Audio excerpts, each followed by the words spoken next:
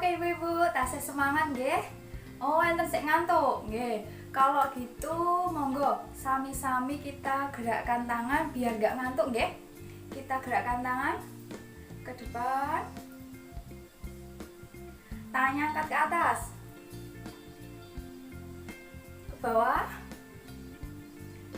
Samping. Awas nih tonggone nggih. Ke depan lagi.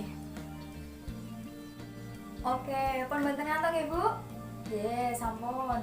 Nah, sakmenika kita nglajengaken pembahasan nggih, Bu, mengenai memastikan ibu dan bayi mendapatkan layanan jaminan kesehatan nasional. Nah, ten mriki ibu-ibu sedaya pun mengalami melahirkan nggih? Sampun nggih. Berarti sik dereng kula nggih, Bu. Nggih. Nah, ini berarti kula kedah sinau kalian ibu-ibu sedaya. Nah, kinten-kinten ibu-ibu kalau rumiyin nalikanipun melahirkan di mana, Bu? Oh, di rumah sakit nggih, ada yang di puskesmas. Ten bidan nggih. Wah, tenggene Mbah Dukun, Mbah. Oh, nggih. Jaman rumiyin tasih tenggene Mbah Dukun nggih. Nggih. Nek mboten enten nggih sik melahirkan dengan sendiri di rumah? Nggih, mboten, alhamdulillah. Nah, ini tadi tempatnya melahirkan macam-macam nggih, ada yang di tempat Mbah Dukun, ada yang di rumah sakit, ada yang di puskesmas. Nah, kira-kira panjenengan sedaya mengeluarkan uang berapa, Bu, untuk melahirkan itu? Oh, ada yang 1 juta, 3 juta, nggih. Tapi normal nggih, Bu? Nggih. Lajeng, oh gratis nggih, Bu. Ngagem napa? Jaminan? Oh, nggih, ngagem jaminan KIS nggih. Nggih. Nah, ibu-ibu ten mriki sedaya pikantuk KIS mboten? Menerima KIS, kartu hijau itu, kartu Indonesia Sehat? Wonten sing mboten? Oh ya, ada yang enggak. Tapi kebanyakan dapat nggih. Nggih. Oh, nek mboten mangertos sakniki tasih saged diagem napa mboten? Masih bisa digunakan atau tidak? Oh ya. Nah, sebenarnya semua KPM PKH itu berhak menerima kartu Indonesia Sehat nggih, Bu. Jadi berhak mendapatkan layanan jaminan kesehatan nasional. Tetapi tadi ada yang sudah tidak bisa digunakan nggih. Soalnya kemarin ada beberapa pengurangan untuk KIS. Jadi ada beberapa yang sudah tidak bisa digunakan lagi. Nah, untuk ibu-ibu mungkin bisa mengecek di puskesmas nih, Bu. Nopo langsung ke BPJS juga bisa. Nanti tanya aja sama petugasnya kira-kira kartunya itu masih aktif atau tidak. Nah, kalau misalnya masih aktif berarti masih bisa digunakan. Tapi kalau tidak nanti bisa melakukan proses pembuatan nih, Bu. Nah, di sini nanti ada film cara pembuatan KIS untuk KPM PKH. Coba ditonton ya, Bu.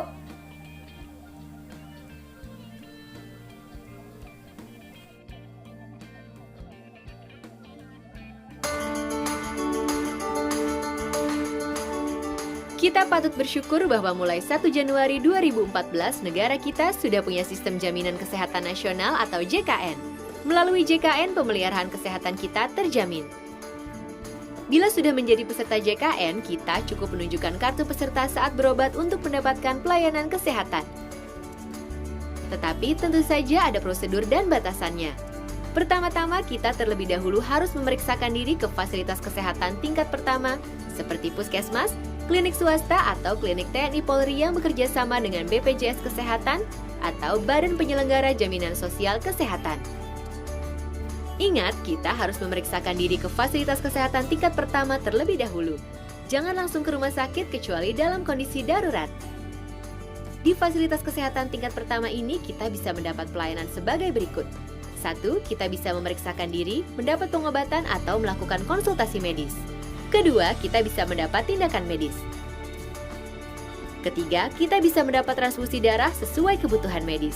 Keempat, kita bisa menjalani rawat inap tingkat pertama sesuai dengan indikasi medis. Kelima, kita bisa mendapat pemeriksaan penunjang diagnostik laboratorium tingkat pertama. Kita akan dirujuk ke rumah sakit yang bekerja sama dengan BPJS Kesehatan apabila kita memerlukan tindakan lebih lanjut. Layanan yang bisa didapat di rumah sakit adalah sebagai berikut. Pertama, kita bisa memeriksakan diri, mendapat pengobatan, atau melakukan konsultasi medis dengan dokter spesialis. Kedua, kita bisa mendapat tindakan medis oleh dokter spesialis sesuai dengan indikasi medis. Ketiga, kita bisa pula mendapat rehabilitasi medis serta transfusi darah.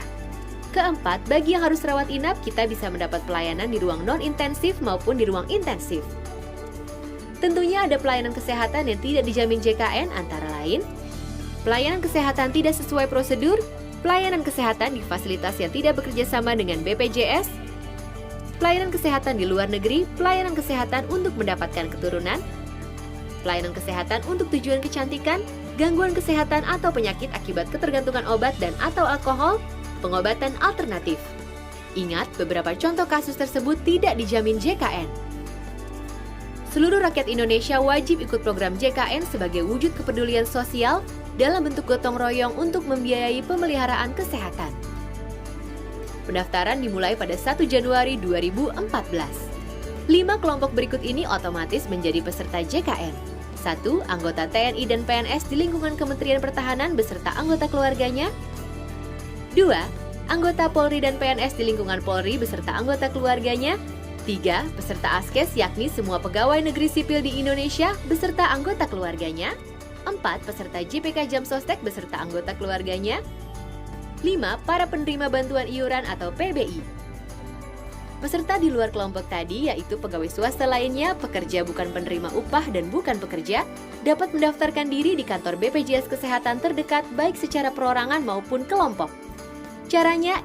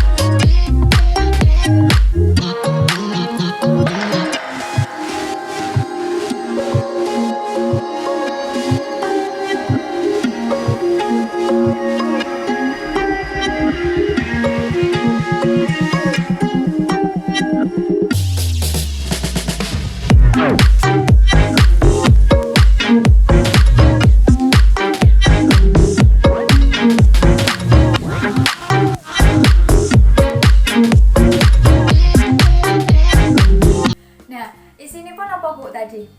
Intinipun dari film tadi apa? Membuat KIS nggih. Lajeng penggunaan KIS harus dari puskesmas. Oh nggih. Jadi penggunaan KIS itu harus dari bawah ibu-ibu, tidak bisa langsung ke rumah sakit, misalnya rumah sakit provinsi, rumah sakit kabupaten itu tidak bisa, tapi harus di layanan kesehatan tingkat pertama dulu. Jadi harus ke puskesmas yang sudah ditunjuk. Ngoten niku nggih. Nggih. Lajeng napa meneh? Syarat-syarat pembuatan KIS nggih. Leres Bu. Dados niki wau pun lengkap nggih Bu, filmnya isine napa mawon. Nah, salajengipun kita lihat nih Bu, dilihat di sini ada ini cara membuat kartu BPJS. Nah, ada syarat-syaratnya apa saja, prosesnya bagaimana, gitu. Nah, di sini dijelaskan nih Bu, BPJS PBI atau penerima bantuan iuran yaitu program jaminan kesehatan BPJS untuk fakir miskin dan orang tidak mampu. Jadi khusus untuk fakir miskin dan orang tidak mampu ya. Lajeng cara pembuatannya bagaimana? Nah ini dokumen yang harus disiapkan. Jadi harus pakai dokumen. Nah yaitu KK kali KTP. Nah ini KTP untuk seluruh anggota. Terus mengke satu keluarga itu mendapatkan semuanya. Kata Niko. Lajeng kedua yaitu surat keterangan tidak mampu dari RT dan kelurahan. Nah ini bisa kalau misalnya dari RT enggak, nanti langsung ke kelurahan saja. Kata Niko. Lajeng ketiga, surat pengantar pembuatan kartu BPJS ke puskesmas. Nah, minta surat pengantar dari puskesmas untuk pembuatan BPJS. Nanti niku. Lajeng terakhir, tidak butuh rekening bank. Terus kok mboten kados nek bantuan PKH nggih, Bu. Bantuan PKH ngagem kartu KKS lajeng autone mlebet. Ngoten mboten. Nek niki mengke langsung masuk ke pembiayaan di rumah sakit atau di puskesmas ngoten niku. Dados mboten kok arto niku masuk ke ATM niku mboten. Dados mboten kedah mbikak rekening. Nah, kalau syarat-syaratnya ini tadi sudah dilengkapi, kemudian pergi ke kantor BPJS Kesehatan nggih. Niki wonten wates nggih. Lajeng kalau sudah jadi, nanti ada kemungkinan dari pegawainya sana diminta untuk menunggu. Nah nanti kalau misalnya sudah jadi kartunya, dihubungi sama pihak BPJS. Dan ini bentuk kartunya tadi nggih, Bu, warnanya hijau putih. Nah sampai sini ada pertanyaan Ibu-ibu? Mboten nggih. Nggih, kalau ada pertanyaan bisa langsung diajukan. Nanti nggih angkat tangan mopo manggil mboten napa-napa nggih. Kita lanjutkan nggih. Selanjutnya yaitu untuk anak atau bayi yang baru lahir. Nah, niki kalau misalnya ibu dari bayi itu sudah memiliki KIS, nanti otomatis anaknya juga bisa langsung mendapatkan. Tetapi dengan syarat harus mendaftar juga, Bu. Nggih. Nah, niki prosesnya gampil kok. Bapak dari bayi itu datang saja ke BPJS membawa kakak, kartu keluarga, kemudian surat keterangan tanda lahir. Kalau misalnya belum ada akte, pakai surat keterangan itu dari pihak rumah sakit bisa. Kemudian membawa BPJS dari ibu kandung ya. Kemudian mengisi daftar isian peserta ibu-ibu niku tanda tangan orang tua. Kemudian untuk NIK anak nanti bisa diisi kartu keluarga dulu dari pihak orang tua atau pihak ibu. Nah kemudian kalau misalnya sudah jadi NIK-nya anak, NIK-nya si bayi, nanti segera diperbaharui aja maksimal 3 bulan.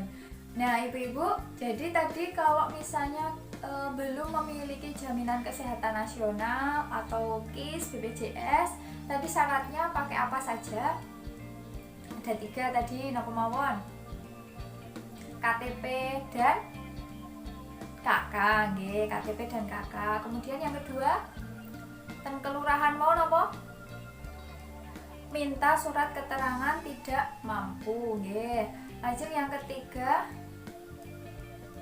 ketiga tadi di puskesmas carinya napa? Surat pengantar nggih. Jadi 3 itu syaratnya nggih Bu, syarat administrasinya untuk pembuatan jaminan kesehatan nasional. KK dan KTP satu keluarga, kemudian surat pengantar dari puskesmas dan surat keterangan tidak mampu dari kelurahan nggih. Nah, kalau syarat-syaratnya tadi sudah terkumpul semua, kemudian yang dilakukan apa, Bu? Ten kantor BPJS nggih leres Bu Tina. Ten kantor BPJS. Kemudian di kantor BPJS ngapain? Mengumpulkan dokumen nggih, mengumpulkan dokumen. Lalu nanti akan dihubungi sama pihak BPJS kalau misalnya kartunya sudah jadi. Betul sekali Bu Ani. Nah, niki wau proses pembuatan jaminan kesehatan nasional nggih Bu, bagi yang belum memiliki. Nek sik sampun nggih mboten sah nggih. Nah, kita niki kata sik mboten memiliki napa? Oh, onten ning pun mboten kenging diginakaken nggih. Oh, gadah yang mboten tahu diginakaken, mboten ngertos aktif napa mboten. Nggih Bu, leres. Nek saged nggih mboten sah sakit nggih. Nek untuk melahirkan ngeten iki dipersiapkan terlebih dahulu biar biayanya lebih murah nggih, biar bisa mengurangi tanggungan. Nah, sampai sini ada pertanyaan Ibu-ibu? Mboten, oh nggih, mboten nggih.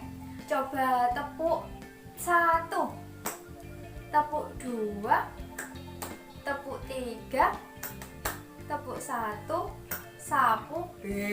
Ibu sapu lho Bu, tepuk sapu kepripun?